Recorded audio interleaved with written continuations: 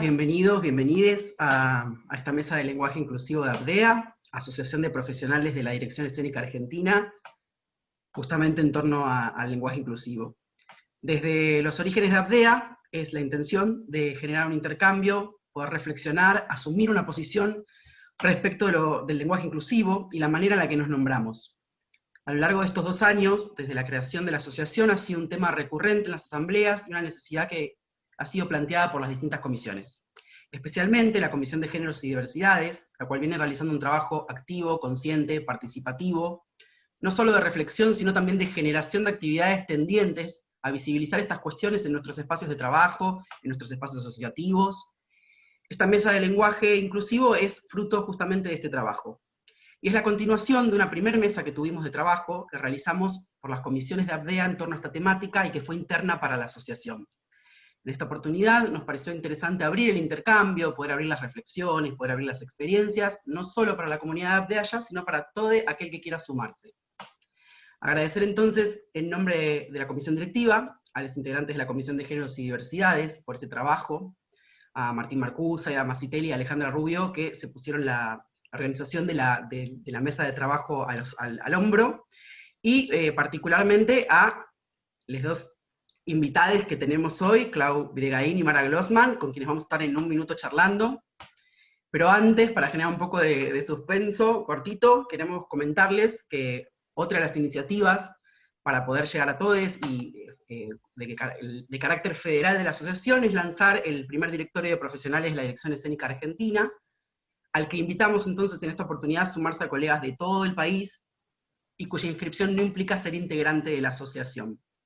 El mismo lo que va a hacer es permitir visibilizar nuestro trabajo, dar cuenta de los diversos perfiles de cada profesional, mostrando así singularidades en el ejercicio de la tarea artística, su experiencia, su trayectoria y sus obras más significativas. El fin es generar intercambios profesionales, artísticos y laborales, y aspiramos a que este directorio, que es de inscripción libre y voluntaria, se convierta en una fuente de consulta para particulares y organismos. Así que les vamos a invitar a ingresar a www.abdea.com.ar, lo van a poder visualizar e inscribirse, y así poder conocer también un poquito más de nuestra asociación.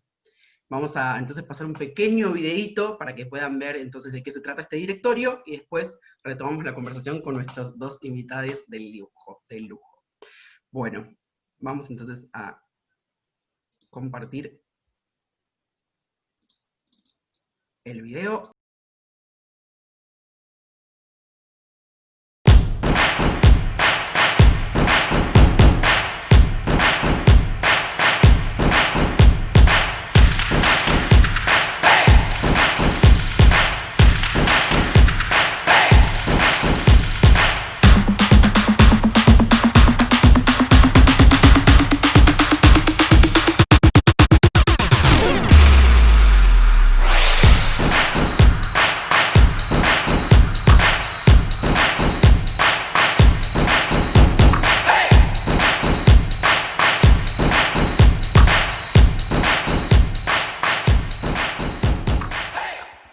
A la Comisión de Comunicación que realizó este video, que creo que es bastante instructivo.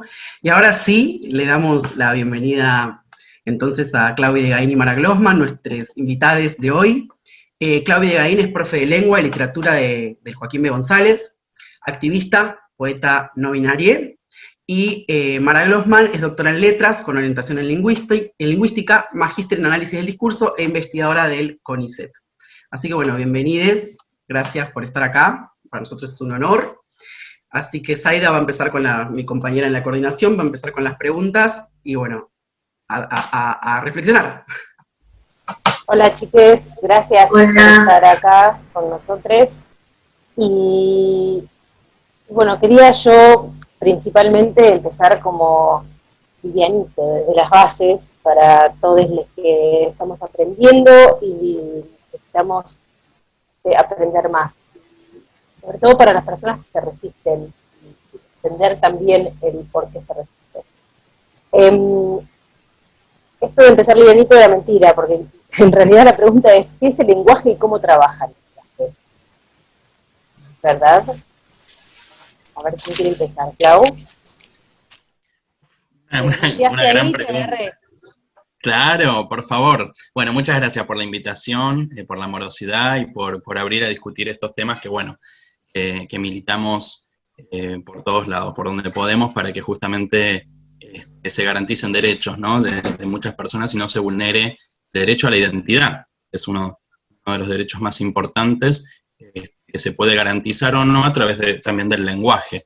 Para mí el lenguaje es un montón de cosas, ¿no? No es que tenga una definición, pero el lenguaje, ¿qué hace? Construye realidad, puede provocar violencia simbólica. Digamos, el lenguaje es lo que nos construye, somos seres discursivos, ¿no? Hablábamos con Mara, entonces, digamos que es un rasgo identitario, digamos, de los primeros que conforman nuestra identidad. Justamente lo primero, antes de lo preverbal, inclusive ya también hay un lenguaje. Entonces, ese es mi aporte así como para empezar, y para también escuchar a Mara. Bueno, hola, ¿cómo están? Gracias, estoy muy contenta de estar y además, nada, me parece que es una buena equipa, como para arrancar, porque no hay poca solemnidad. ¿Qué es el lenguaje? Bueno, yo doy clase de lingüística, imagínense que me hacen esta pregunta y necesito como un PowerPoint, un pizarrón atrás y algunas cosas así. Pero me encanta la pregunta y me encanta esta idea de que el lenguaje trabaja, porque hay algo que hace el lenguaje que no necesariamente lo hacemos las personas. O sea, el lenguaje hace cosas en nosotros, ¿no? Entonces, eso es algo que me parece que es interesante para colocar, charlando informalmente un poco también antes del encuentro de hoy. Yo decía que no en todas las perspectivas de estudios lingüísticos se distingue entre lenguaje, lengua, discurso o ciertas categorías. En algunas no se distingue y se utiliza la palabra lenguaje directamente. Yo tiendo a distinguir, les contaba esto, yo tiendo a distinguir entre algunos aspectos dentro del lenguaje que son como más propios de la lengua y aspectos que tienen más que ver con el funcionamiento del discurso, con las relaciones sociales, etc. El lenguaje eso es como, bueno, no voy a traer citas de referencias clásicas, pero lo voy a hacer en el curso de Lingüística General. Social, cualquiera que pasó por una materia, aunque sea que tocó semiología o algo de eso, leyó algo de Saussure, les puede sonar, y dice, el lenguaje multiforme heteróclito, es como el tweet, así, el hit de Saussure. Entonces el lenguaje contiene fenómenos de muy diversa naturaleza. Esto de que trabaja me encantó, me parece una pregunta hermosa y me parece verdadero. Sí, que hay una parte del lenguaje que no elegimos. Hay una parte, al menos una parte, una zona, ciertas cosas, ciertas estructuras, ciertas formas del lenguaje que no necesariamente elegimos, que no optamos, sobre las que no tenemos como gobierno, como personas. No es que todo lo que decimos, todo lo que es el lenguaje puede estar decidido, elegido, pensado tácticamente por quien habla. No, eso, hay como una parte que trabaja por su cuenta en nosotros, y eso me parece que es algo a colocar ahí como punto de partida.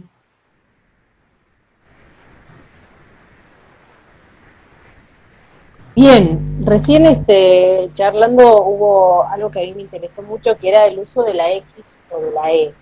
Y me gustaría saber si es que hay alguna diferencia en el uso, digamos, porque al comienzo uno empezaba a escribir con la X para aunar, y después salió la E. ¿Funcionan de la misma manera?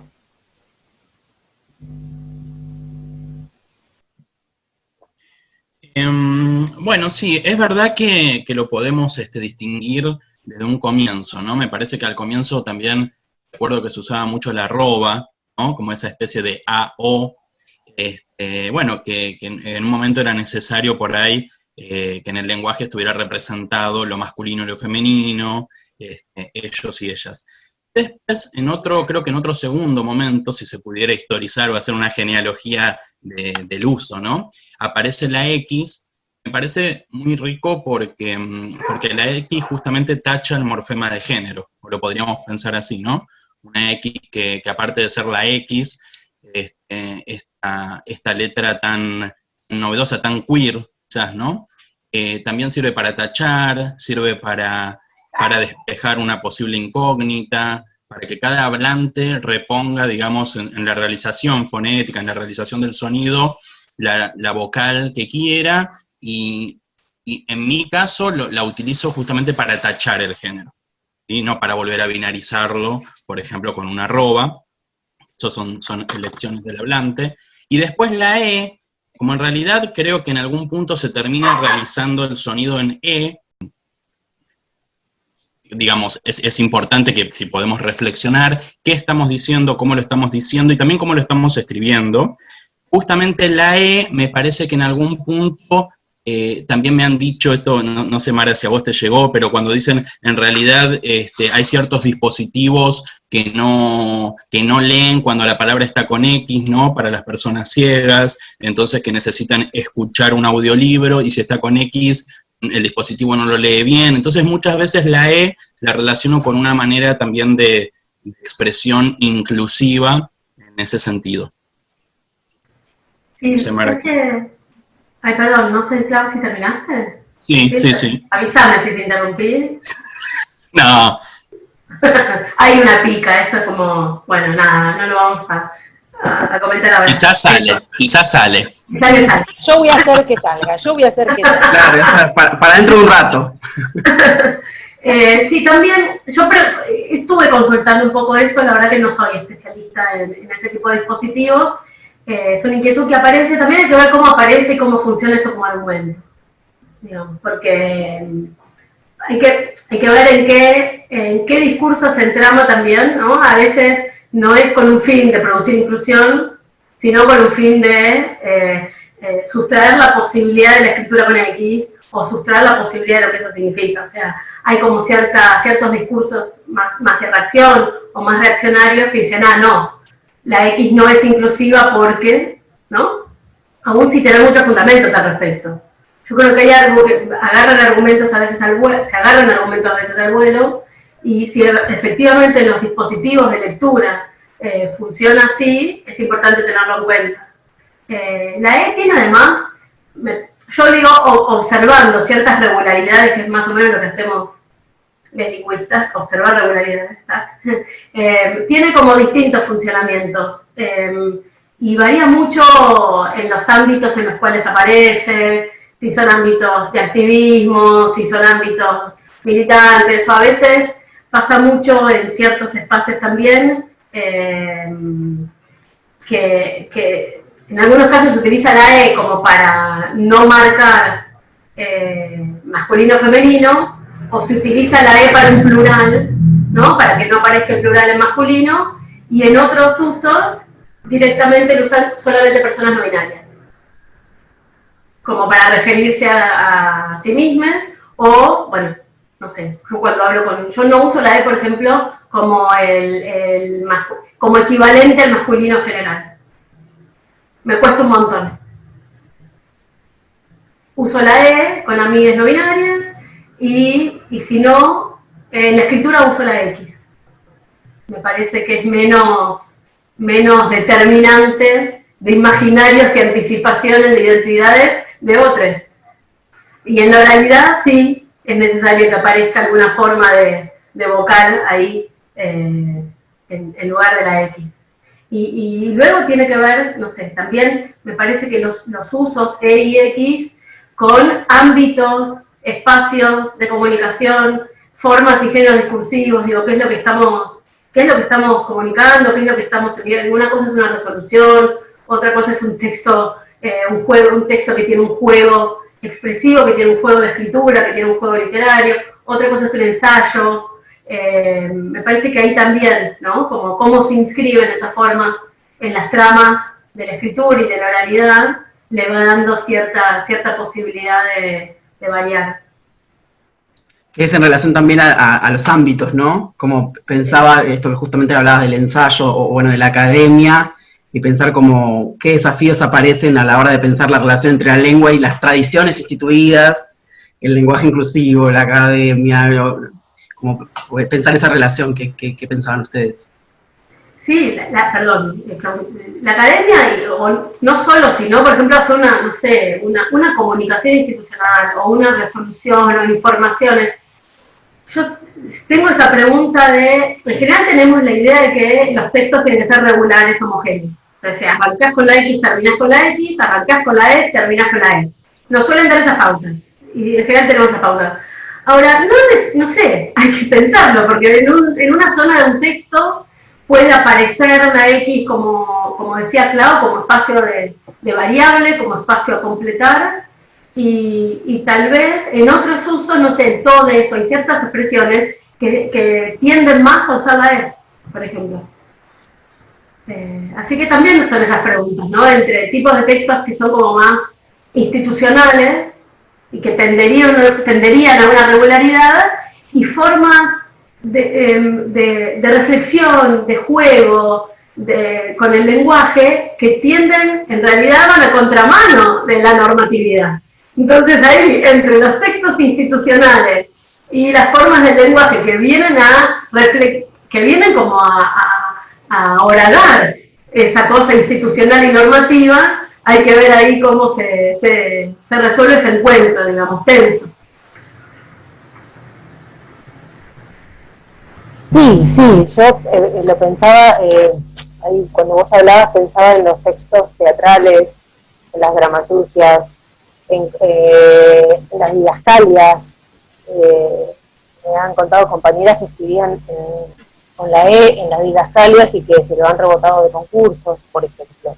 Y también pienso en el ámbito académico, tal vez, en los parciales escritos con la E y la dificultad del docente del poder recibir eso de manera no resistente, como sucede habitualmente, ¿no? Que hay tanta gente que se resiste, y el por qué se resiste.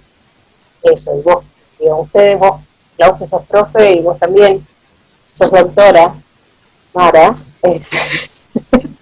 ahí entra de la pica. Yo juro. Ella es doctora. No, me parece que es algo que vengo pensando mucho. Clau, vos como no binaria, tal vez puedas explicarme cómo te sentís al recibir los textos. No sos actor, o coqueteaste con la actuación, ahí sí, un poquito investigando. No me digas. Qué vergüenza. Sí. Pasa que en la época que coqueteé con el teatro, con la comedia musical, clown y esas cuestiones, yo me autopercibía como un varón homosexual. Así que a mí la O me nombraba y tranquilamente yo estaba en la O, y era un gran privilegio, ¿no? Porque, como decía Mara anteriormente, esta idea del masculino universal que estaría nombrando todas las existencias. Entonces, bueno, dentro de los cis, digamos, varones homosexuales, por ahí se autoperciben con O, quizás no. Quizás existe esta subjetividad marica, que se autopercibe inclusive con una A. En general siempre está en este binario de la A y la O. Lo mismo en los colectivos travesti trans. Hay personas travestis trans no binarias, pero si no, una persona travesti, una feminidad travesti se va a autopercibir generalmente con una A, o un varón trans se va a autopercibir con una O. Desde los colectivos del no binarismo, de no binarias, necesitamos de este lenguaje para existir. Esto lo habíamos charlado cuando nos juntamos previamente. Digo, qué importante el lenguaje para existir a través del lenguaje, que una palabra, que nuestro nombre autopercibido justamente nos nombre, y no nos nombra, digamos, lo que nos asignaron en el documento, ya sea un nombre, o los pronombres que se asocian coherentemente a ese nombre. Porque, por ejemplo, si vemos Claudio en el DNI, vamos a asociar de una manera bastante heterosis compulsiva, es binaria, vamos a asociar que Claudio va a recibir pronombres en masculino. ¿no? Pronombres, bueno, adjetivos, sustantivos. Entonces, en realidad también esa matriz es la que estamos tratando de cambiar, para que la matriz, la que se nos reconoce, no sea tan binaria y tan heterosis-normativa. Realmente, el régimen heterosexual o el régimen heterosis normal lo que propone es una mirada del mundo binaria. Y de golpe estamos, las existencias no binarias, existimos y decimos, bueno, inclusive a vos no te interesa utilizar lenguaje inclusivo, le llamamos lenguaje no binario, perfecto, pero cuando te dirijas a mí, yo tengo una identidad, yo tengo mis derechos, vas a tener que usar la E de golpe.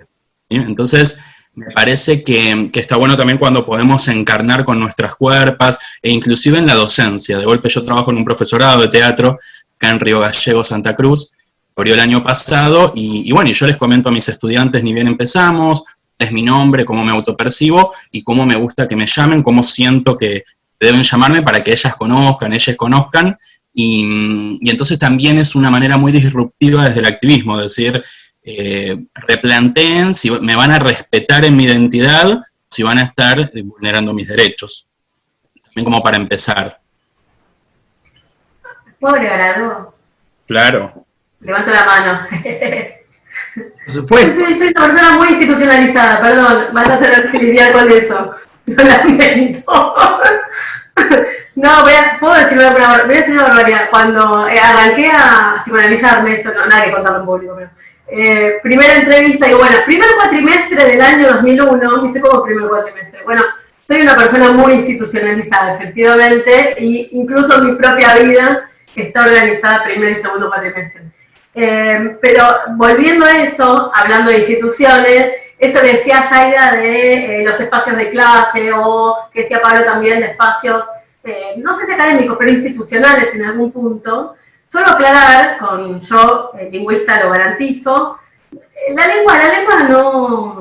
lengua no tiene preferencias de ciertas formas por sobre otras. Las personas sí, las sociedades sí, pero la lengua no tiene preferencias. A la lengua le da igual, como estructura, como sistema de estructura, si ponemos una E, si escribimos con X, digamos, no hay nada que se pierde, no hay nada que se deforma dentro de lo que sería una mirada interna de la lengua. Nada se pierde, nada se deforma, no hay pérdida ahí. No se toca la sintaxis, no se toca la dimensión estructural, sí, como decíamos la otra vez también, ciertas formas específicas de la lengua, que es lo que traía Clau recién, sustantivos, adjetivos y pronombres, que nombran personas, que refieren a personas. Entonces, el modo de nombrar para todas, todos y todes es siempre relevante, como nos llaman, como nos nombran. Nunca es más relevante, ¿verdad? Pero todas las personas del mundo es relevante. Bueno, entonces, marcar eso, que para las personas es importante, el lenguaje claramente importa, además, me di para eso, no puede ser otra cosa, pero en términos de estructura de la lengua no es que hay una pérdida. Lo que hay son discursos morales sobre la lengua, tradiciones morales sobre la lengua, tradiciones prescriptivas sobre la lengua que en algunas instituciones están más como afianzadas, la escuela, o ciertos organismos educativos, ¿no? Pero en sí no hay ninguna forma. Digo, además la lengua habilita el uso de la E y la concordancia con la E. Entonces, esa idea de que hay algo que se pierde, ¿no? Me parece que está bueno desarmarla. Porque yo no digo mucho resistencias al lenguaje inclusivo, me parece que resistir es otra cosa, pero sí ciertas reacciones o ciertas sospechas, ciertas alarmas, que es una palabra que me parece que funciona bien con esto. Se encienden las alarmas de que se deforme el lenguaje. Bueno, no. Se encienden las alarmas de que se deforma el lenguaje. Eso, desde la lingüística no hay nada que sostenga una posición normativa y no hay moral. La lengua no tiene moral, ¿no? Las sociedades tienen morales en conflicto, digamos. Moralidades en conflicto, pero la lengua no. Entonces quería como aclarar eso respecto de las formas también no binarias, que en sí no traen, para la lengua, nada mejor, nada peor, y para las personas tienen que ver con esto planteado Clau, ¿no? Muy claramente, vinculadas con el ejercicio del derecho ciudadano, personal, humano. Claro, como el derecho de une y el derecho del otro, ¿no? Como siempre que se Es súper interesante. ¿Y qué consideraciones, bueno, justamente en esto aparecen cuando se pone en tensión, ¿no? En lugar del Estado, que podría ser como el organizador de la sociedad, de la vida, y su responsabilidad a la hora de una comunicación institucional, ¿no? Que incluya a todos, como cuál creen que es el rol del Estado, la escuela, la familia, bueno, si quieren podemos charlar sobre todos esos temas que son muy amplios, pero empezar a pensarlo. Que yo justo estaba pensando un rato antes y digo, interesante creo que también sería que en las comunicaciones institucionales, quizás como una propuesta, digo, una metodología, se pueda usar el todos, todas y todes, porque en realidad también el colectivo feminizado que se autopercibe con una A ha reclamado que se pierde su identidad, o sea, primero por la O. Primero la O aplastaba la A, y que ahora la E viene a invisibilizar a la A, a lo más feminizado, ¿no? A las subalternidades feminizadas. Entonces, pues bueno, me parece que una manera de convivencia podría ser ampliar la expresión. Quizás que todes no venga a, digamos, a invisibilizar lo anterior, pero sí que se sume, que haya un todos, todas y todes. Porque si no, en este intento del todos y todas, seguimos las personas por fuera de lo binario, o que nos autopercibimos con nombres neutros o con la E, porque hay que decir que en el colectivo no binario también hay personas que se autoperciben con la A, con la O, y hay personas que se autoperciben con los tres. No tiene ningún problema, entonces perfecto. Hay variedad también dentro del colectivo no binario, pero digo, me parece que siempre ampliar para visibilizar, ampliar el repertorio de recursos, discursivos, legales, normativos. Me parece que esto dialoga mucho con la educación sexual integral, la ley de identidad de género. Digo, en materia de derechos humanos hemos adquirido estas leyes, también siento que se entrelazan, como que hay una trama entre el artículo de trato digno que propone la ley de identidad de género, sancionada en mayo de 2012, y el derecho de niños, niñas y adolescentes, y también de adultos, ¿no? Pero digo, a ser tratades como se autoperciben. Lo pienso cuando ingresamos a un aula, por ejemplo en teatro también, ¿no? Que el teatro forma parte de la currícula. Ingresamos y hay un grupo de personas y vamos a estar haciendo una lectura binaria y vamos a reconocer que hay masculinidades y feminidades. Por ahí con nuestra mejor intención decimos, bueno, todas vayan preparando su vestuario, y digo, quizás va a haber personas que estén transicionando, ¿no? Personas que estén justo en un momento de transición de un género al otro, que se autoperciban no binarias, y la verdad que en el todos y en el todas tampoco se van a sentir nombradas. Por eso siempre proponemos, como una estrategia didáctica, preguntar cómo te llamás, más allá de un listado, cómo te nombrás, cómo querés que te nombre, simplemente ese trabajo delicado, escuchar a la otra persona. Mara, ¿qué opina? No, me quedé pensando en otra cosa, perdón, pero que no es tan otra cosa, perdón, no es que voy a poner un tema que la cuestión de las letras, ¿no? Con O, A, y ahí no hay una equivalencia entre letra y masculino, femenino en la lengua, por ejemplo. O sea, uno puede decir el poeta, no es que la terminación con A necesariamente es femenina y la terminación con E necesariamente no. De hecho, muchas veces las terminaciones con E de los sustantivos marcan sustantivo masculino. Presidente, presidenta, nene, nena. Entonces, no es que ahí hay como ciertas también, como un hiato, ¿no? Como cierto salto entre, no es que las letras representan necesariamente una relación uno a uno, digamos, como masculino, femenino. Así que requiere, por ejemplo, escribir un mail, una comunicación, ¿no? Pensando en términos de formas no binarias o del lenguaje inclusivo, el lenguaje no binario, requiere como una reflexión sobre en qué zonas de la frase hay que poner. Yo a veces me enojo porque veo una X, no sé, he visto X al final de un verbo, por ejemplo, estamos, y en la O de estamos le clavaron una X y yo como que transpiro, que está mal, no hay que transpirar en esos casos porque no es tan grave, pero bueno, cada uno le afecta lo que le afecta, y requiere como cierta reflexión sobre las clases de palabras, sobre las formas de las frases, y solo quería marcar esto, ¿no? Así como hay nene, nena, poeta, En fin, no hay una relación directa entre letras necesariamente, pero bueno, tendemos a decirlo de esta forma, pero eso después, a la hora de escribir, tal vez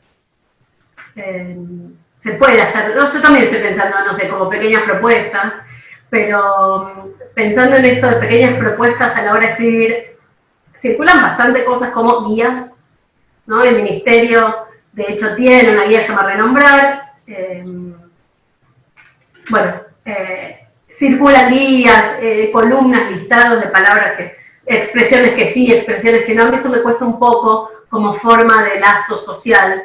No es mi forma preferida del lazo social, las guías y los listados de palabras. Pero sí se puede pensar alguna hoja, alguna instancia, además de charla, digamos, es más explicativo, ¿no? Parece claro, que no tenemos mucho material explicativo. A eso iba, porque a los docentes que he escuchado yo, tal vez tiene que ver con esto que decís vos. En la escritura, a mí me cuesta mucho y tengo que repensarlo todo el tiempo, para hablar y para escribir el lenguaje inclusivo. Pero esto que decís vos es importante, que tiene que haber una guía, porque imagino que también debe suceder esto, deben poner la X donde no va, o uno cuando habla rápido, yo el otro día dije nosotros cuatro, debe decir nosotros cuatro, o sea, no me dijiste nada, Mara, quiero decirlo, pero te debe haber molestado mucho. No me escuchaste. No me molestaría, solo en algunos, depende de quién viene, pero... No, me pasa que al hablar rápido uno yo no tengo la práctica. Ahí recién dije uno, y estoy todo el tiempo cuestionando. Imagino también que cuando es escrito, tiene que haber como, esto que decías vos, que hay listados de guías que tienen que ser más concretas, ¿no? Y para que todos los estudiantes tengan acceso y para que los profesores también tengan esa facilidad, que no se encuentren. Vos dijiste, yo utilicé la palabra resistencia y vos aclaraste que me parece que tenés razón con la palabra resistencia, pero hay gente, y acá viene también una pregunta, ¿por qué la gente le cuesta tanto, o a determinadas personas les cuesta tanto? Y esto de que hablábamos, que vos nombraste a Feynman el otro día en una reunión interna, me pareció muy interesante poder remarcarlo, que hay gente que es académica, pero que es un poco más cerrada, y explicándole determinados conceptos de la lingüística puede ser que accedan a un lenguaje no binario, y hay gente que no. Sí, yo entiendo lo de hacer como más concreta la cuestión para poder facilitar la escritura en lenguaje inclusivo, pero insisto con que me parece que estaría bueno que fueran textos más explicativos que normativos, porque cuando decimos estas palabras hay que decir, estas no hay que decir, como forma de difundir el lenguaje inclusivo, me parece que ahí hay un problema. Se puede explicar de otro modo, ¿no? Como esto, Clau lo explicaba como muy claramente, con pronombres, nombres, sustantivos y adjetivos que tienen referencia en personas, y dar ejemplos, etcétera, ¿no? Pero eso me parece que estaría bueno y que no se hace tanto, lo de contar con algún material de formación. Para mí nada, así como un cierto, lingüística para todos, digamos, pero un poquito, una introducción a la lingüística para todos, como parte de la formación ciudadana, o sea, una instancia de reflexión sobre las formas del lenguaje. Me parece que en este momento de la historia, con todo lo que se está discutiendo, todos los días se habla sobre el lenguaje, se discute sobre el lenguaje, se trenzan opiniones. Tenemos que empezar a generar espacios como estos y pensar eso como instancias de formación, exposición, explicación amigable, que no sea solo una lista de porque sí y una lista de palabras que no, porque eso me parece que no es tampoco muy amigable para quienes... Esto no sé si era no era resistencia, no sé qué otra palabra ahí poner, pero hay como una idea muy generalizada, muy generalizada de que se deforma la lengua, y eso va más allá del lenguaje inclusivo. Si se usan palabras en inglés se deforma la lengua, de que la lengua se contamina. No hay tal cosa, o sea, no existen formas mejores o peores lingüísticas, no existen en serio. No hay nada que haga de una forma mejor o peor, sino los valores morales que por cuestiones de clase, por cuestiones de relaciones de poder, se le asignan a ciertas formas. Pero, entonces, eso sí me parece que es importante. Yo creo que hay una idea muy generalizada, que no necesariamente parte de sectores superreaccionarios, como decíamos, como, no todos son Feynman, quienes no aceptan el lenguaje inclusivo. Una cosa es la reacción, y otra cosa es la tensión, gente que se tensa, que se enoja, que le genera malestar, que refunfuña. Entonces, el refunfuño por el lenguaje inclusivo o cierto gesto de rechazo o de risa a veces. Yo creo que es una risa nerviosa, o sea, la gente se pone mal, se angustian porque como que les deforman algo que creían conocer y que sienten que ya está más o menos, es una cosa medio neurótica también, de no me corran las cosas donde yo las suelo poner siempre, esto se hace así. Entonces, no todas las formas de rechazo son reacción o discurso de odio, algunos que sí, que abiertamente hay discurso de odio, con lo que el lenguaje inclusivo trae asociado, digamos, ¿no? Una vida más libre, más emancipada, formas de vida como más, eso, ¿no?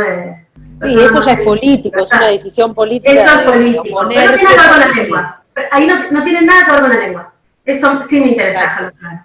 Pero por otro lado hay otros tipos de malestares que genera el lenguaje inclusivo en sectores que tal vez, necesitamos conversar más y tal vez contar esto, que no es que la Real Academia Española nos dice cómo es la lengua. Es una institución con sus tradiciones políticas, con su injerencia en el Estado español, con su relación con Telefónica, con ciertas multinacionales. No, esto es real. Entonces, es literal. Entonces, hay ahí como organismos que no es que hablan de cómo la lengua es, sino que son organismos políticos, en tensión con otros colectivos y otras fuerzas políticas.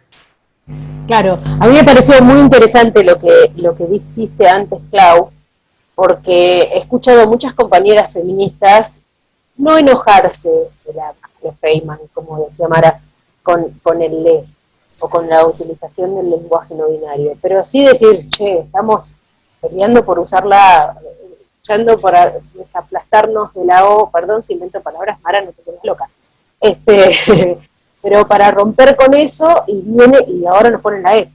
Por eso yo trato siempre de usar cuando salen los, les, o sea, no trato de aunar en general el les para todo.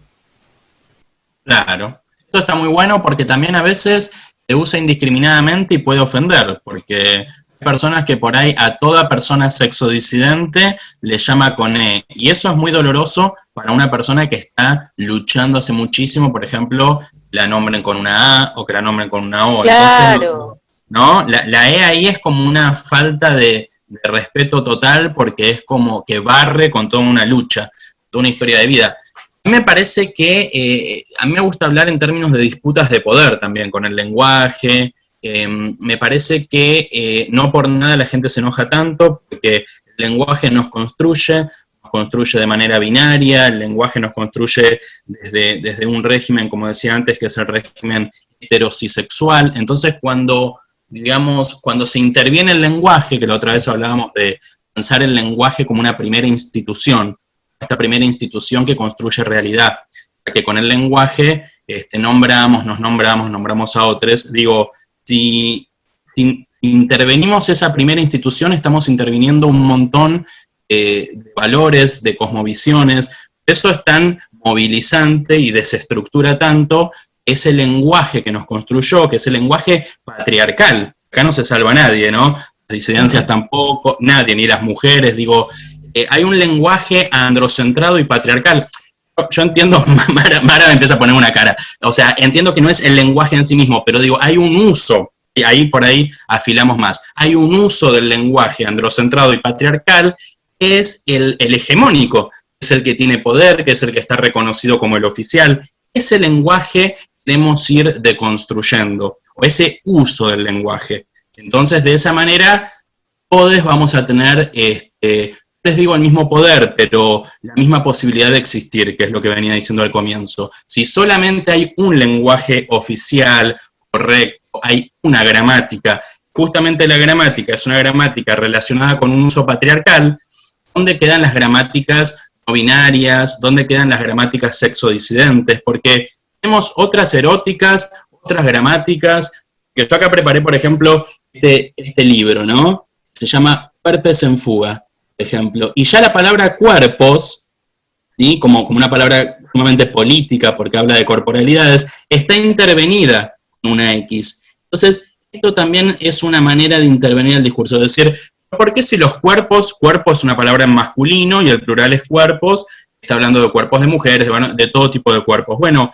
esta es una manera de visibilizar al extremo, cuerpos, también se usa mucho con la palabra grupos, porque son grupos de personas, ponerle la X, que podemos decirle grupas o grupes, digo, es intervenir un lenguaje que teníamos tan internalizado como el homo-odio, como el trans-odio, el lesbo-odio, esos odios internalizados que están tan naturalizados que ni los podemos ver. Entonces lo que queremos hacer es disruptivamente decir, miren lo que habíamos naturalizado con el lenguaje, ¿no? Y creo que eso en una ESI, una perspectiva disidente y no binaria, también puede ir como proponiendo algo diferente para nuevas generaciones. Una propuesta, un convidar, no es una imposición, ¿no es cierto? No, claro, claro. Igualmente, esto que hablas de la ESI es algo súper importante, porque si bien yo que tengo hijos chicos, el discurso que se baja en casa es uno, y el de la afuera, aunque tengan ESI, es muy difícil desestructurarlo, porque es complicadísimo, todo está armado, todo el sistema está armado para que lo que nosotros hacemos acá en casa no funcione. Solamente con eso no funciona, porque en el afuera ocurre, y es muy fuerte todavía, parece mentira, pero está muy arraigado todavía todo lo que se consume en tele o en publicidades, todo está armado así. ¿Cómo puede ser que alguien que le baja un discurso a sus hijos de alguna manera o orientado hacia algún lugar, de golpe cruza la puerta y se transforma? Por eso es súper importante. Y que los que hacen la ESI, los docentes que están al frente de la ESI, estén capacitados, porque yo he escuchado barbaridades en reuniones. Sí. Muchas veces estamos en un momento, así como Mara decía, que retomo mucho lo que piensa Mara, y me interesa un montón como para también sumarle otra, que entre los dos vamos como armando algo más grande, y cuando Mara hablaba de este momento histórico y político, creo que estamos en este momento, en 2020, pudiendo hacerle críticas también a una primera ESI pensada antes del 2008, ¿no? Entre el 2000 y el 2008 hasta que se sancionó. En realidad esa ESI sabemos que es muy binaria y muy de lo que propone con su perspectiva de género y de diversidad es la igualdad entre varones y mujeres. Entonces tiene ese piso, digamos, pero la ESI no tiene techo. Tenemos que a la ESI alimentarla y nutrirla de las luchas en las calles, por la interrupción legal del embarazo, por la interrupción voluntaria del embarazo. Todo eso en el momento que se sanciona esta ley tan necesaria que nos habilita marcos de intervención áulica o también por fuera de las aulas, hay que seguir nutriéndolo, no podemos seguir con esa letra de la ley. Por eso muchas veces todo lo que tiene que ver con el colectivo travesti, trans, no binario o queer, ni siquiera se puede visibilizar en profes que implementan la ESI, que están implementando una ESI como muy desactualizada. Esto es lo interesante. La ESI es también un activismo y una militancia. Justamente los discursos de la calle, los discursos del activismo, deberían poder ampliarla.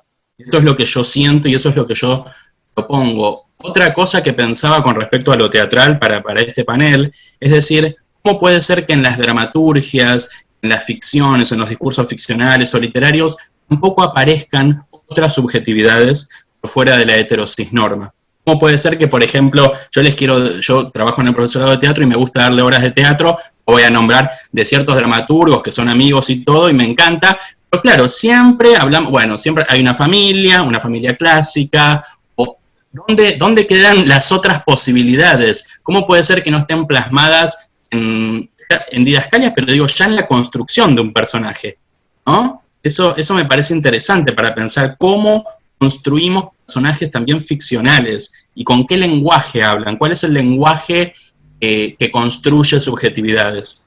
Claro, pero por eso te hacía el apartado, porque si uno baja una línea determinada y después suceden estas cosas, en el teatro, en el cine, o sea, es muy difícil luchar sola contra eso, ¿me explico?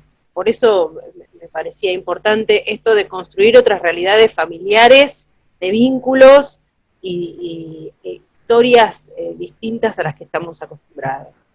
Y vidas. Familiares y vidas, porque hay algo del estatuto de lo familiar que también tiene como preeminencia a veces por sobre otras formas de organización de la vida. Y también, ¿no? O sea, pensaba recién cuando conversaban ustedes dos, que más de una vez, dije medio en chiste, pero no lo decía tan en chiste, ESI para todos, quiero ESI en el CONICET, yo quiero ESI en la UBA, y no los cursillos de formación de género, porque realmente hay una reproducción de ciertos lugares comunes, binarios, y con eso más o menos estamos, y muchas veces se rellena o se completa con algo de disidencia, ¿no?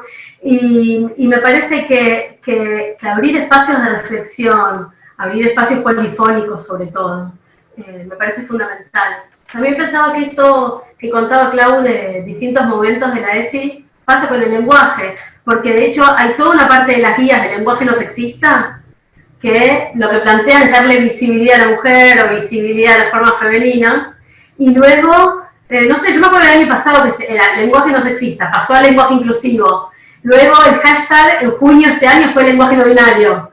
O sea, va como ahí moviéndose muy rápido, que me parece que es algo hermoso, y que también hay que acompañar y dejar que ser permeable, ¿no? A esos movimientos que van acompañando también los discursos y las posiciones sobre el lenguaje. Pero en cuanto a ESI, me parece que es fundamental en todos los momentos de la vida, porque adultos que también siguen reproduciendo en gran medida esos lugares comunes, esas evidencias, ¿no? De que las cosas son como venían y como están. Cierto, porque Mara, dice que la ESI lo que propone es una implementación activa y obligatoria, pero a nivel inicial, primario, secundario y terciario, o sea, en los profesorados. Después la universidad queda como por fuera de toda posibilidad de construirse. Es como decir, profesionales de la universidad, que después también ingresan a los profesorados y que después, digamos, tienen mucho poder en la sociedad, no se ven permeades. Es como la universidad no pudiera permitirse el atravesamiento de la ESI, porque la ESI es interesante porque la ESI, digamos, nos propone pensar el marco teórico, ¿no? ¿Qué bibliografía? La ESI nos permite que los activismos de la calle ingresen a la institución educativa. Es una gran oportunidad que a veces las universidades se pierden, pero bueno, en la letra de la ley la propuesta es que se implementara hasta el nivel terciario la formación docente, porque como son los docentes quienes después van a ir a los niveles anteriores, se supone que, bueno, sí o sí, como lo imprescindible es que quienes tienen esta formación docente pedagógica se vean atravesadas por la ESI. Pero digo, la universidad sabemos que después también se va a la secundaria, se va a los terciarios a enseñar. Es realmente como, es una necesidad que no sé. Esto me parece que es algo de lo que no se habla, y muchas veces, que yo ahí ya me pongo como hilando muy, muy fino, muchas veces quienes investigan o publican sobre educación sexual integral son personas de la universidad. Por supuesto que es una voz que suma, y es legítima, pero es muy llamativo que personas desde la universidad estén interviniendo en niveles donde se implementa la ESI, sin que la ESI haya intervenido en la universidad. Ahí hay una cosa de una incoherencia muy extraña, es cuando nos llegan estas políticas educativas, estos lineamientos de personas que realmente no han pisado las aulas del nivel, ¿no? No digo que no den clase en lo universitario, pero ahí no han trabajado en el nivel inicial, primario y secundario, pero nos dicen cómo deberíamos implementar la educación sexual integral. Ahí me parece un vacío, una incomunicación muy grande, que por estos motivos a veces los docentes, a mí me tocó estar en equipo ESI, acá en Santa Cruz, capacitar docentes, era el único, y lo digo masculino ahora, era el único docente del equipo ESI. Mis colegas no eran docentes, lo capacitaban docentes. Esto me parece que hay que empezar a cuidar un poquito más a quienes ejercemos la docencia, tener mayor empatía, mayor respeto, para que haya un mayor diálogo, que no nos va a llegar a los docentes de la misma manera que nos capacite alguien que tiene una experiencia real en las aulas que alguien que se ha dedicado siempre a la investigación, por ejemplo, de los estudios de género, o de las sexualidades, o del aborto. Parece que ahí hay algo que hay que corregir. Está la ley Micaela, ¿no? Que eso desencadenó como instancia de formación. Yo este año participé en varios cursos de formación de género en la Facultad de Psicología de la Universidad Nacional de Rosario, que tuvimos un encuentro lindísimo con Morena García, un diálogo con Morena, y en varias otras instancias, sí. Pero me parece, no sé, yo creo que soy como bastante partidaria, insisto mucho en eso, que para conversar de estas cuestiones, que es un tema muy delicado, el tema del lenguaje, que a las personas las toca de una manera muy singular.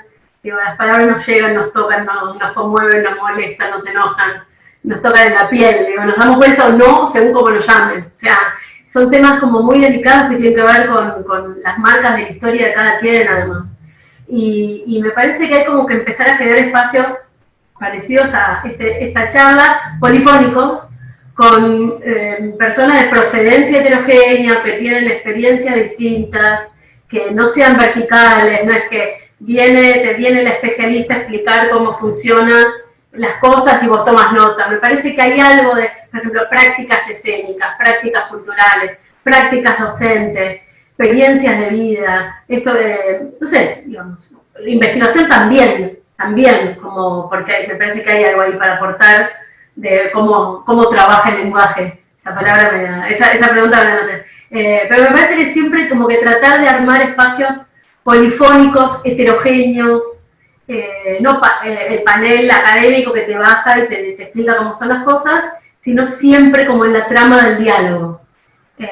Siempre en la trama del diálogo, porque no va a haber necesariamente. Yo te escuchaba, Clau, hablar de gramática y nada, no tengo algunas cosas que no las voy a leer, pero no, tengo otra idea de gramática, obviamente, tengo otra idea de gramática, de las gramáticas, de la lengua, y algunas tengo que tirar ya a las 20.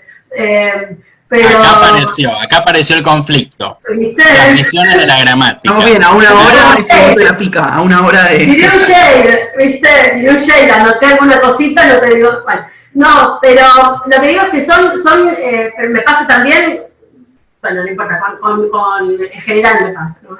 Pero experiencias distintas, ideas distintas, venimos con trayectorias muy diferentes además, y con una relación muy diferente desde donde yo no llego a la cuestión del lenguaje inclusivo desde la militancia, desde el activismo o desde mi vida que tiene que ver con formas de pensar las propias condiciones de vida. Lo reconozco, digamos. Yo llego porque me empezaron a llamar de radios, es decir, vos te dedicás yo me dedico a estudiar políticas del lenguaje, imagínense, en perspectiva histórica, tras el siglo XIX, tras el siglo XX, hice una tesis sobre lengua y peronismo, y básicamente me dedico a eso, a estudiar políticas de regulación vinculadas con la lengua, con el lenguaje, discursos sobre la lengua.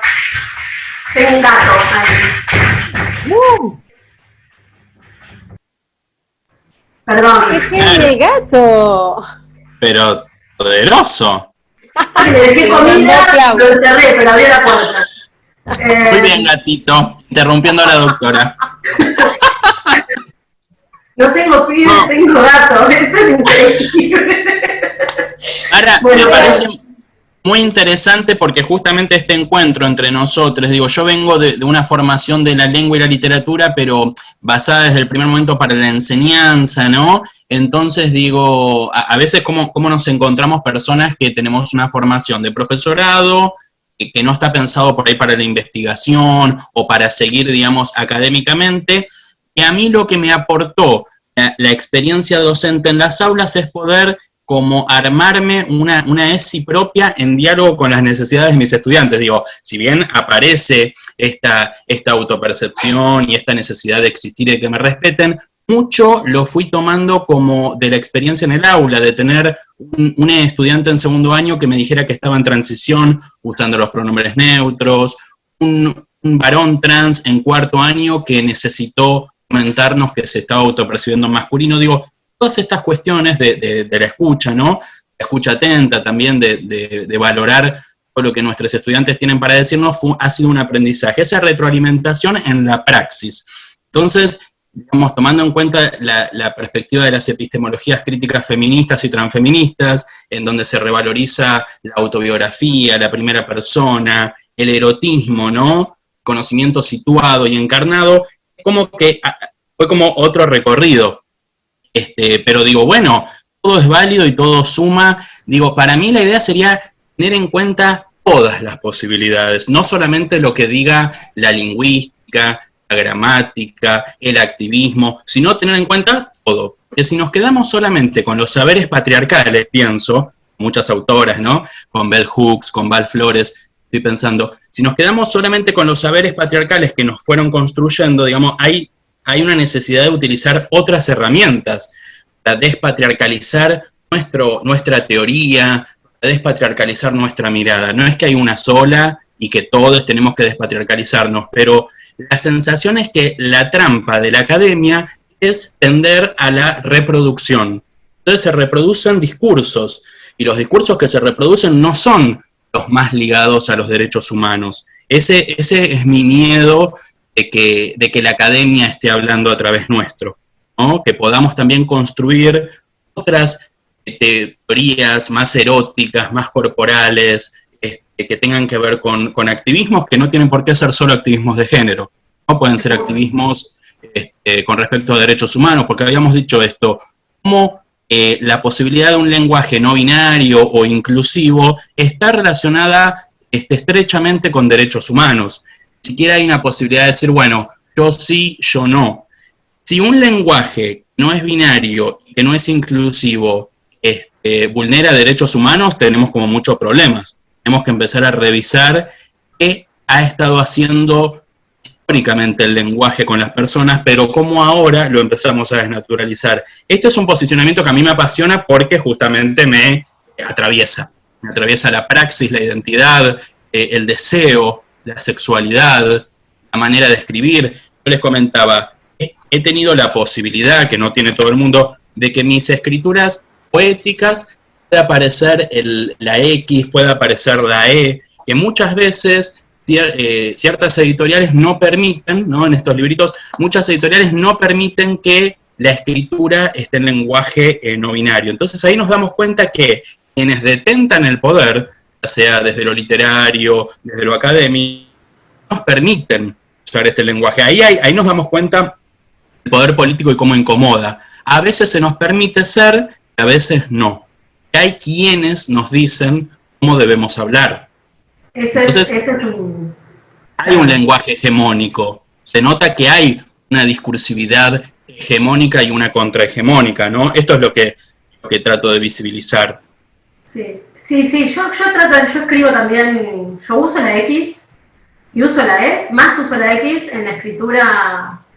No soy muy amiga de la palabra académico, porque además soy del Club Académico Independiente, esto ya lo digo siempre, pero es verdad, no me encanta lo de la academia, y no me gusta en serio, además soy tercera generación del Rojo, de Avellaneda, pero además de eso, sí, ahí cayó todo, pero además de eso, hay algo de la academia. Yo cuando estudiaba, no sé, iba a la universidad, no existía esta cosa de la academia, lo académico, la academia, que como que tiende a homogeneizar en realidad prácticas, recorridos, discursos, ideas muy distintas.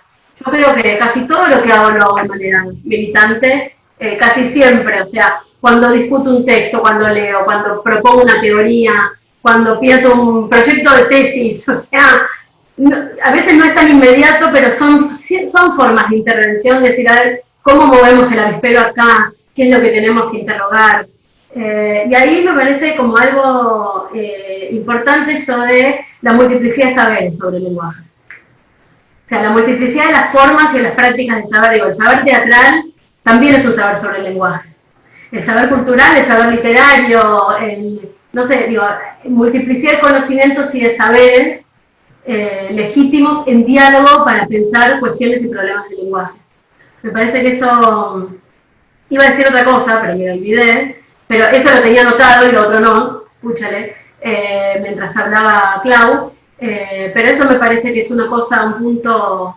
no, iba a decir esto, que es un poco más, no sé si personal, pero que si bien 2017 me empezaron a decir, bueno, ¿y esto cómo hago? ¿Cómo lo resuelvo? ¿Cómo escribo? Empezaron a hacer como preguntas más técnicas, y luego si estamos transformando la lengua, y luego si venía el género neutro. Me empezaron a llamar y a preguntar. Y me puse a leer, y algo de ese camino distinto que el que cuenta Clau, pero me tocó muy en lo personal, porque además acompaño también un proceso personal, digamos, muy personal en términos de sexualidad y disidencia, pero además me trastocó el modo de pensar estas cuestiones, el modo de pensar la relación, por ejemplo, el modo del cuerpo. En lingüística, tradicionalmente, el cuerpo no está colocado ahí. Entonces, empecé a pensar teóricamente de otro modo. A mí me parece que las discusiones sobre el lenguaje inclusivo, las discusiones sobre el lenguaje no binario, lo que trae cuestiones de las preguntas que colocaron, bueno, ustedes, Pablo y Zaida, digamos, como vocera y vocero, y también las cuestiones que colocó Clau, producen como un conocimiento mejor, diría.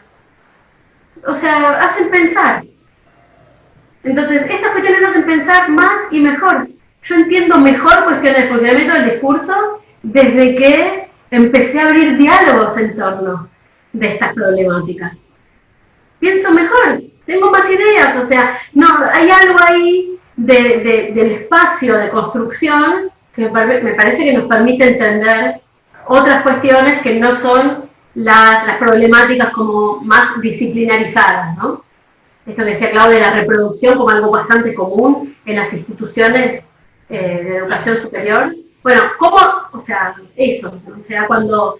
es algo que para mí se ve bastante claro, ¿no? Cuando hay lugar para otras formas de la vida en las instituciones, toda la institución se trastoca.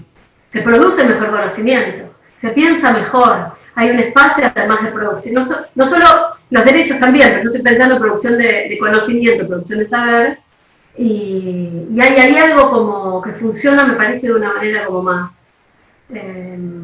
no sé, como más creativa. Y me parece que eso es fundamental. ¿Sabes, Mara, que... perdón, Pablo, me dejás pensando en esto de que también habías nombrado antes y ahora decís lo creativo, y pienso cómo lo creativo y cómo lo lúdico es lo que también se venía, digamos, contra lo que también se venía reaccionando. Cómo poder construir saberes desde lo lúdico, desde el cuerpo, desde la creatividad, también va de la mano, ¿no?, de otra posibilidad discursiva, de otra posibilidad de pensarnos en la construcción de conocimientos. A mí, porque yo entrelazo todo eso de la propuesta de las otras epistemologías críticas que se permiten utilizar un lenguaje encarnado, un lenguaje con imágenes sensoriales, o pensar la poesía como construcción de saberes, o el teatro. Son géneros que en realidad no, tiene que ser el artículo científico. Y digo, ¿y el ensayo poético, hojarascas de Susy Shock, no es también teoría? Entonces, ¿qué consideramos que sí es teoría válida? ¿Cuál es la teoría válida? ¿Cuál es el marco teórico legitimado? Y me parece que entra en diálogo con los discursos, ¿no? Los tipos textuales. Podemos aprender algo a partir de una obra de teatro, a partir de un poema, a partir de un ensayo poético, y no estar siempre yendo al artículo científico, al ensayo más androcentrado. Otras formas de comunicar, otras formas de construir saberes también yo pienso a veces, construir saberes con un poco de astrología, ¿no? Estaba pensando lo mercurial, Mercurio como el representante de todo lo verbal, ¿no? Como arquetipo. Como un arquetipo preverbal, es una imagen, digo, cuando la astrología, los arquetipos, el inconsciente colectivo, también tienen mucho para aportar y son ciencias no reconocidas. esto de construir saberes por fuera de la academia, o sea, o construir academia por fuera de las instituciones también. ¿Qué pasa cuando nos encontramos con educación no formal, con espacios de reuniones, con grupos o colectivas? Ahí hay academia por fuera de la institución. O también pensar espacios, lugares, es una gran apertura, ¿no? La del lenguaje inclusivo como un gran disparador. Juan Pablo, que te había interrumpido. No, yo quería decir algo en relación a eso que me parece súper interesante, como también pensar la relación entre la academia, perdón la palabra Mara, yo sé que soy del rojo, pero en función también a las necesidades del mercado, porque también hay algo que se instituye en función de también un mercado donde el ensayo cotiza de una manera y tiene cierta forma, entonces ahí se construye también en relación a eso y en relación a los estados, que teníamos una pregunta también en función de eso, pero también fueron respondiendo las preguntas que creo yo, Zaida, no sé si coincidís. Por ejemplo, ¿qué intervenciones podés impulsar para desentramar formas del decir que ya no son tolerables? Creo que lo respondieron excelentemente sin necesidad de preguntarlo. Así que, si les parece, vamos a invitar a todos quienes nos están mirando a hacer preguntas. Acá veo que hay una que es la... que vendría a ser la hegemonía discursiva, que creo que igual también la respondieron, pero porque fue más temprano. Sí. Hablamos recién, ¿no? Para mí, pero me gustaría igual escuchar que si Mara coincide, pues me encanta que tenemos dos perspectivas súper diferentes que para mí se retroalimentan. Y para mí, un lenguaje o una discursividad hegemónica en un sistema patriarcal que construye las instituciones con esas características es el lenguaje oficial, el lenguaje o el uso del lenguaje androcentrado, patriarcal, el que usa el masculino universal, que dice, cuando digo todos, también estás vos y vos y vos, que no se replantea si decir padres, dice señores padres, y tampoco se replantea si dice exadres, que como decía Mara, hay un montón de palabras para intervenir, quizás en la palabra nenes se puede decir nenis, a veces aparece la I, cuando ya la E nota algo masculino. Yo digo, me parece que ese lenguaje, el que se naturalizó, el que se fosilizó y cristalizó como el correcto, es el hegemónico, porque es el que aplasta, ¿no? Como también decía Mara antes, desaplastar, que me encantó, es el que aplasta a toda otra posibilidad de expresión, y es el que todas las personas, digamos, es como una convención que tiene peso, que es la que podés decir todo con no. Estás hablando de todas chicas y estudiantes y decís los estudiantes, va a ser correcto. Que ahí aparece también cómo se construye una norma, hay una norma hegemónica que hace que unos usos sean normales y otros anormales. Por eso, esta es mi visión de que el lenguaje, el uso del lenguaje hegemónico es el androcentrado, centrado en el varón, masculinizado. Yo tengo otra cosa para decir. No, primero decirte que me encanta esto de intervenir palabras. Me parece lindísimo, porque además pienso también como la intervención como obra, ¿no? Las obras intervenidas, yo qué sé, yo intervengo cosas.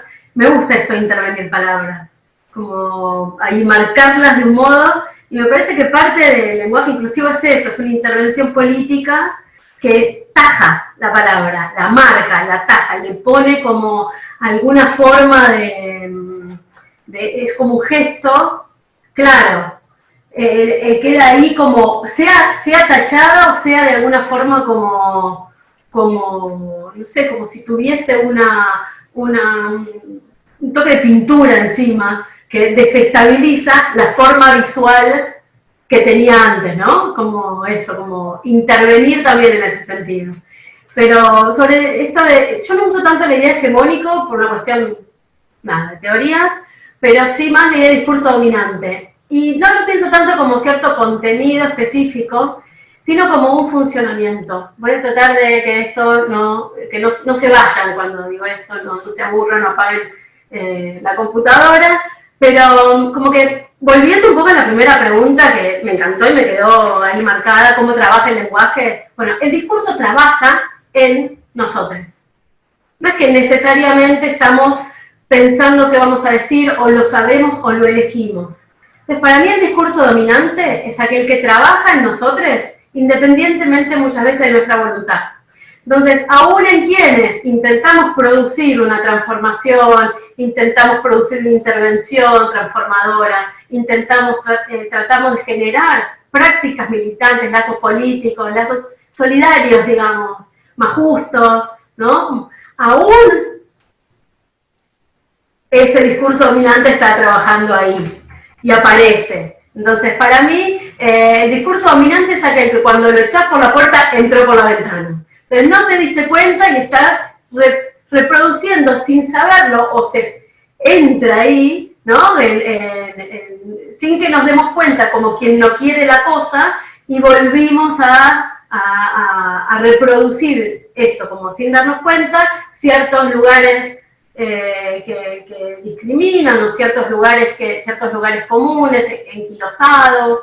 Para mí funciona como, el discurso dominante es aquello que funciona como evidencia, bajo la forma de evidencia, y que como evidencia se inscribe en lo que decimos, a pesar muchas veces de nuestra propia voluntad. Yo tiendo a pensarlo más como un funcionamiento. Yo doy a veces cuando doy clases, el ejemplo del mercurio.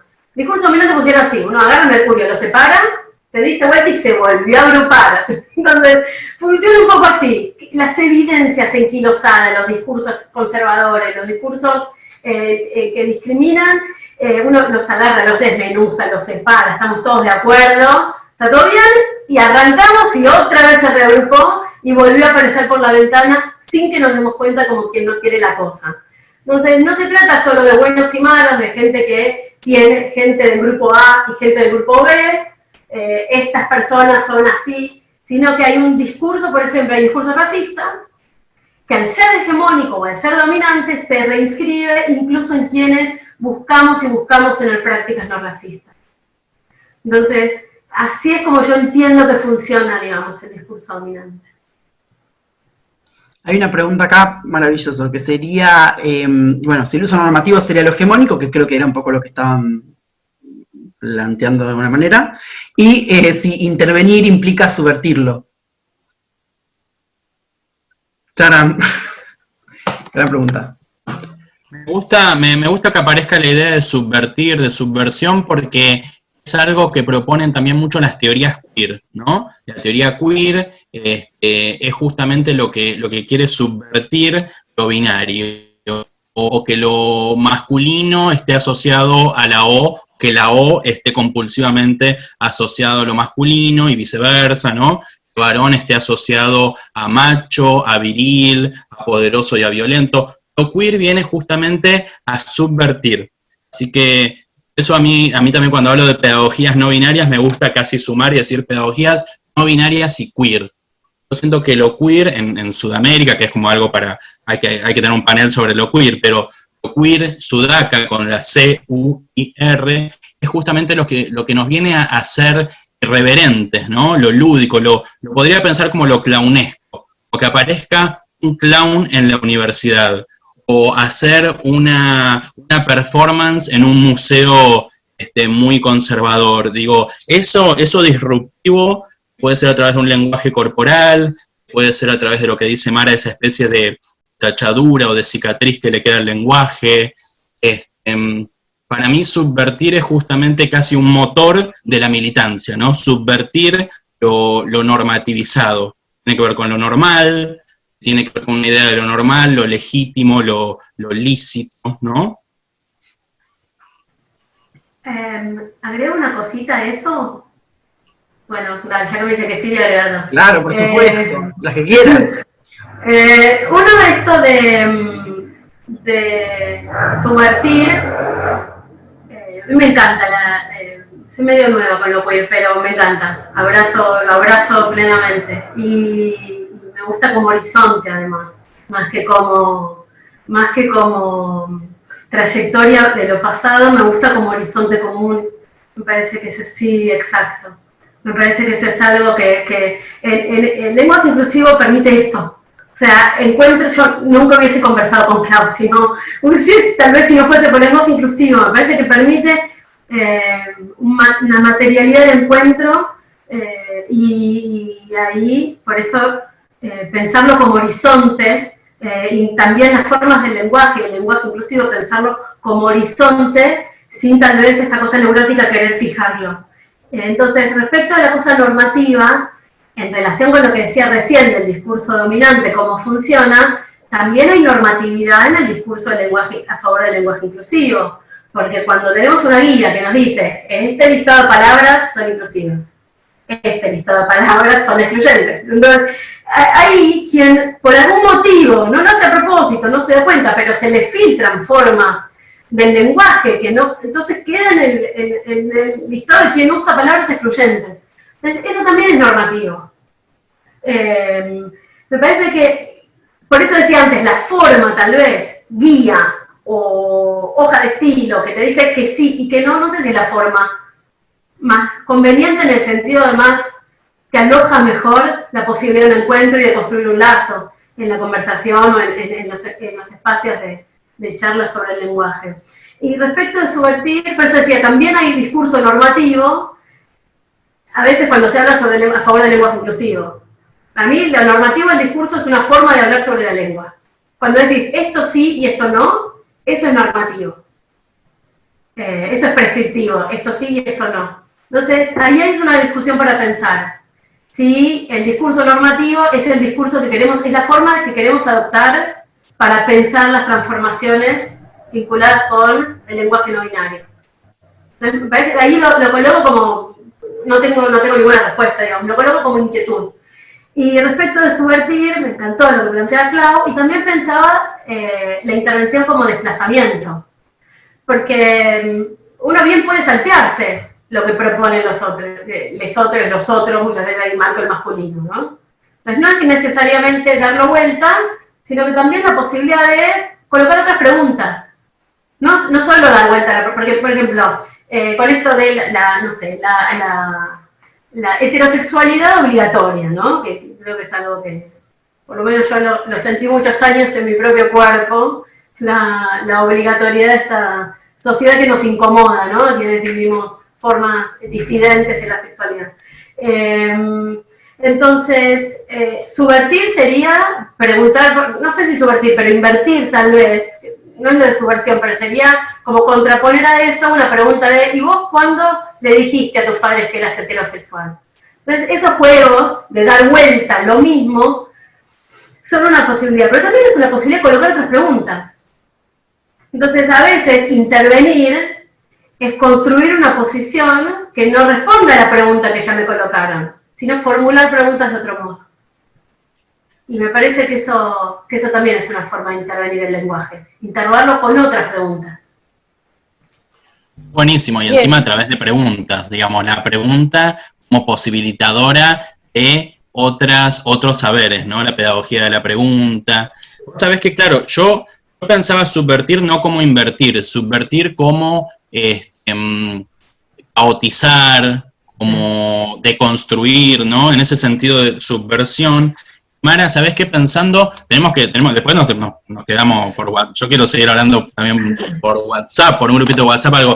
Me quedé pensando, Mara, en esto que propones de una metodología también inclusiva o no binaria, que a mí me parece, no quiero traer una respuesta, pero sí una posibilidad, la que yo vengo experimentando, una metodología de lo no binario, de lo queer o de lo inclusivo, para mí tiene que ver con la experiencia encarnada, con los saberes situados. Es decir, en este contexto, pienso en Río Gallegos, en el 2020, en el profesorado de teatro, con mis estudiantes en alfabetización académica, ocurrió esto, funcionó esto otro, nos hicimos estas preguntas. En la UBA, en Buenos Aires, ponele, en 2015 o en 2022, ocurre lo otro. Creo que es muy de la experiencia situada. Eso es lo que nos permite no estar haciendo como algo homogéneo, como decir, bueno, esto sirve para toda la Argentina, para toda Latinoamérica y para todo el español hispanoamericano. No. Saberes situados, encarnados, una praxis dé cuenta, una sistematización de praxis situada que dé cuenta de qué funcionó, de qué se armó también polifónicamente y de forma horizontal. Eso como para esbozar, ¿no? Y la pregunta como modo, como modo del decir. Preguntas que no podemos hacer, porque contestaron todo sin que le hagamos ninguna pregunta. No, ¿cómo trabaja? Todos a partir de cómo trabaja el lenguaje. Todos salen a partir de esa pregunta. ¿En serio? Decía que era una sola y tiramos. Yo lo único que quiero agregarles, pido disculpas porque ya estamos como un poco apurados con la hora, es que esta charla surge de la necesidad de nuestra Comisión de Géneros y Diversidades, donde hay muchas diversidades que no son solamente las sexuales, que tienen que ver con la diversidad corporal, la diversidad mental, la necesidad de una inclusión y de modificar el lenguaje racista, digamos, surge a través de esto. En este caso viró para el lado del lenguaje no binario, pero también vale recalcar que en nuestra comisión hablamos de todo, de todo la inclusión en un sentido global. Tenemos personas afroargentinas, gente que se dedica a laburar con locura, con salud mental. Entonces, quería aclararlo porque se fue para un lado la conversación y que el lenguaje inclusivo engloba también esa parte. ¿O no? Interesante. Qué interesante que aparezca el cuerpo, ¿no? Las corporalidades contrahegemónicas o disidentes, justamente sí, todo tipo, ¿no? Los activismos también desde esos lugares, porque yo creo que se transforma en un activismo, en una militancia cuando estamos subalternizados, ¿no? Cuando hay algo hegemónico que nos subalterniza. Subalternidades feminizadas, ahí pueden aparecer en subalternidades feminizadas personas psiquiatrizadas, claro. Adultos mayores, infancias, ¿no? Entonces, qué interesante cómo el patriarcado o un sistema hegemónico heterosis patriarcal lo que hace es feminizarnos, por ejemplo, para luego abusarnos a través de violencias simbólicas, no simbólicas. Entonces, sí, es muy interesante cómo la disidencia también aparece como una disidencia, la neurodivergencia, ¿no? O la neurodisidencia, justamente. Cómo con el lenguaje podemos dañar, cómo las primeras violencias, por decir de alguna manera, porque no hay primeras, segundas, son una trama, pero cómo una primera alarma que también decían de violencia ocurren a través del lenguaje, de los discursos de odio, discursos de poder. Creo que también nos pasa mucho cuando nos formamos, ¿no? Cuando somos estudiantes y hay un docente que detenta su poder a través del discurso, de la autoridad, del discurso asertivo, contra toda posibilidad de pregunta. Digo, parece que en lo pedagógico, yo tomo mucho Val Flores habla de que habla la idea de la existencia de una heteropedagogía. Cómo poder intervenir ciertas pedagogías, no hetero porque, digamos, te gusta alguien del sexo opuesto, digamos, hetero en el sentido de ese régimen de poder, ¿no? Dominante que decía Mara. Cuando ese régimen de poder también interviene en las pedagogías, está entrando a las prácticas educativas, a las clases de teatro, de lengua, de lingüística. Entonces, cómo poder repensarnos en otras pedagogías me parece también sumamente político, y en esas otras pedagogías aparecen todo tipo de corporalidades y todo tipo de disidencias. Repensar qué metodología de trabajo, qué pedagogías, qué consignas, qué cuerpas aparecen en nuestros discursos y cuáles no. Porque todo desconocimiento o toda omisión o todo silencio epistémico también es una violencia.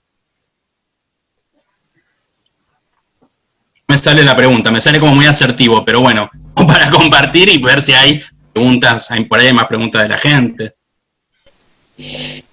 Yo quería aclarar esto de lo que veníamos hablando en la comisión, porque me parecía muy importante destacarlo, porque en algún momento se habló del lenguaje inclusivo no binario, cómo lo llamábamos la charla. Me parece que inclusivo también incluye todas estas diversidades de las que estábamos hablando, de la diversidad corporal, de la mental, me parecía importante decirlo. Yo creo que, no sé, Pablo, tenemos que ir cerrando, ¿verdad? Tenemos que ir cerrando, yo tengo que hacer como una especie de pauta publicitaria y después despedirles porque el capitalismo se filtra por todos lados. No, primero agradecerles por esta conversación maravillosa que va a quedar colgada en las redes, así que van a poder seguir accediendo y la vamos a utilizar, yo creo que capaz hasta podemos editarle y hacer un clip. Y contarles que nosotros somos una asociación en formación, nosotras, una asociación en formación que dependemos entonces como de la contribución por ahora porque no tenemos socios, que en el futuro tendremos. Entonces voy a compartir pantalla de vuelta muy rápidamente. Acá creo que lo están viendo todos, que bueno, se puede colaborar con ABDEA, que es una asociación sin fines de lucro, que no dispone de ingresos fijos ni subsidios para solventar nuestros gastos de funcionamiento, sino que dependemos justamente del aporte de la comunidad, tenemos que pagar el Zoom, por ejemplo, y bueno, si participan de charlas o de eventos o actividades que organizamos, o si simplemente quieren colaborar, lo pueden hacer adquiriendo la cantidad de unidades de bonos de contribución de ABDEA que quieran, que puedan, que crean conveniente. Ningún aporte es pequeño, nos sirve mucho hasta que podamos como tener la personalidad jurídica y tener socios efectivamente. Así que a través de la página www.abdea.com pueden ingresar y hacerlo. Listo, creo que lo hice bien. Bueno, creo que les sirvo al mercado. Vamos a agradecerles nuevamente. De parte de la comisión directiva fue como un honor tenerles y agradecer otra vez a la Comisión de Géneros y Diversidades también por todo el trabajo que realizaron, a Saida por la coordinación, a Martín Marcú que también estuvo ahí coordinando con ustedes, que les convocó, y a Alejandra Rubio y todos los integrantes que participaron en elaborar las preguntas y las primeras reflexiones, y a todas las comisiones que participaron de la mesa anterior y que creímos necesario poder abrir esta instancia donde traer referentes que trabajen esta temática y que lo podamos ampliar más allá de la asociación, porque justamente pensamos que no es nuestro ámbito laboral, pero que no es solamente de nuestro ámbito, sino que es justamente en el diálogo, como decían Mara y Clau, donde se pueden pensar con una perspectiva más amplia que simplemente lo individual, porque la patria es el otro. Así que en relación o la matria, ¿por qué no? La matria. La matria. La satria. La satria es el otro. Bueno, instalemos entonces ese tweet, como dice Mara. Bueno, muchas gracias. No sé si quieren agregar algo. Gracias. Me encantó, muchas gracias. Fue hermosa la charla, les agradezco. Por la calidez, por el espacio, por la posibilidad del encuentro. Me encantó. Bueno, gracias a ustedes y gracias a todos los que nos están mirando. Chau. Muchas gracias. Que nosotros seguimos. Chau.